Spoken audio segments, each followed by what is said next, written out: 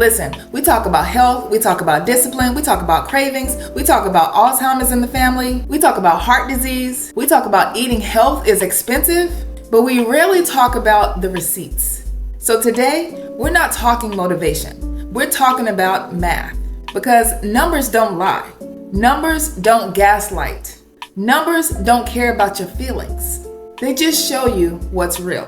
Listen, I have a client that happens to be a CPA. Very sharp, very successful, but she told me something that stopped me in my tracks. To paint a pic real quick, she's not obese, she's slightly overweight, and she spends $720 a month on snacks. Not groceries, not takeout, not food for the whole family, just snacks for her. That's $8,640 a year just on snacks, on dopamine. Now let's pause. This same family has Alzheimer's in the bloodline, dementia concerns, heart concerns, diabetes everywhere.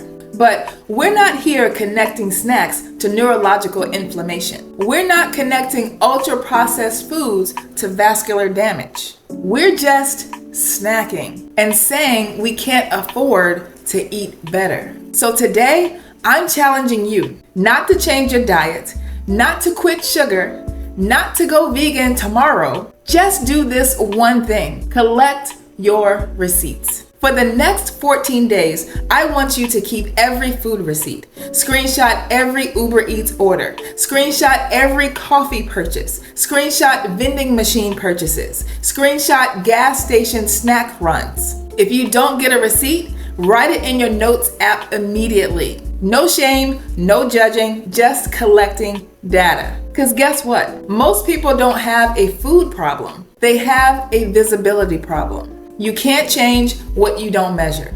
Now, let me tell you what I do. Financial gurus out there, this part ain't about you. This is what I do for me. Because I'm not about to tell you to do something that I don't do for myself. I use one debit card for almost everything personal. Why? Because I'm not about that envelope system life. I collect them, but I don't use them for tracking like this.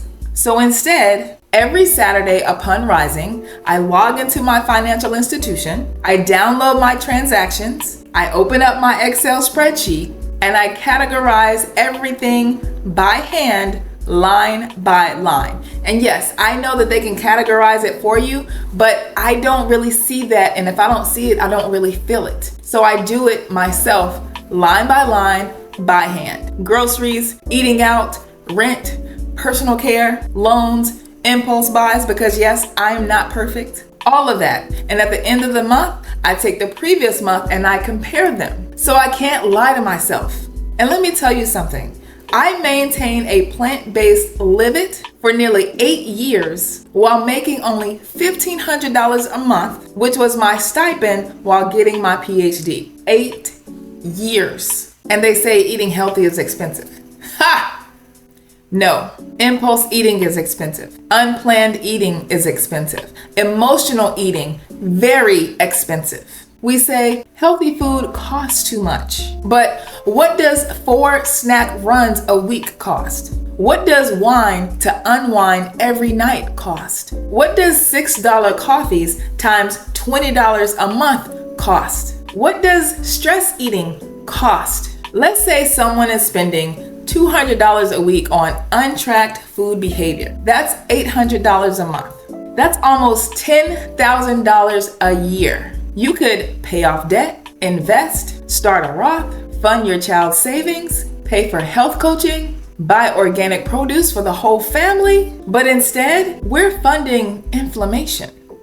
Let's go deeper. When you spend impulsively on snacks, you're not just buying food, you're buying dopamine relief. Ultra-processed snacks are engineered to hit salt, sugar, fat, texture, hyperpalatability. Your brain just lights up just like it does with Coke. But that same repetitive dopamine life, that pattern, it's linked to impulse control decline, blood sugar instability, cognitive inflammation, long-term neurological risks. And when Alzheimer's runs in your family, that receipt becomes bigger than money. It becomes generational.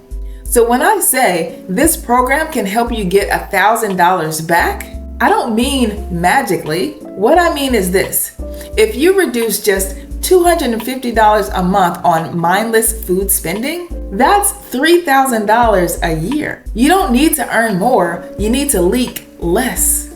And I haven't even gotten to how some of those same foods can cause you to have to get stronger glasses every year or two, buy Tums in bulk, cold and flu medicines multiple times a year, buy more acne soaps, creams, and gels, weaves and wigs because your hair won't grow, knee braces, canes, and maybe upgrading to a wheelchair, gas from the back and forth trips to the doctor's office, extra sanitary napkins because you're bleeding more and more and more. And by the way, all that blood ain't you, boo. And then pills from depression and anxiety and unexplained weight loss. And that's just the tip of the iceberg. And once you see the numbers, your behavior will shift naturally. Not from shame, just from awareness. Listen, I'm going to share my actual template with you inside of my school. I got inspired from a YouTuber, and I give her a shout out, and I used hers, but it inspired me to make my own, which you'll end up making your own as well. I believe in transparency. I don't want you guessing. I want you tracking. This is how I survived on $1,500 a month for 8 years. This is how I built discipline. This is how I ate intentionally. And this is how I don't believe eating healthy is financially impossible. So here's the challenge. For the next 14 days, I want you collecting every single receipt. Next Saturday, add them up. Group them together. Don't justify it. Don't explain them. Just look at them. Then ask yourself, if I redirected just 25% of this, what would my life look like this time next year? You don't need more motivation. You just need visibility. You don't need a new diet. You just need data. Show me the receipts. Your bank account will start telling you the truth before your body ever does.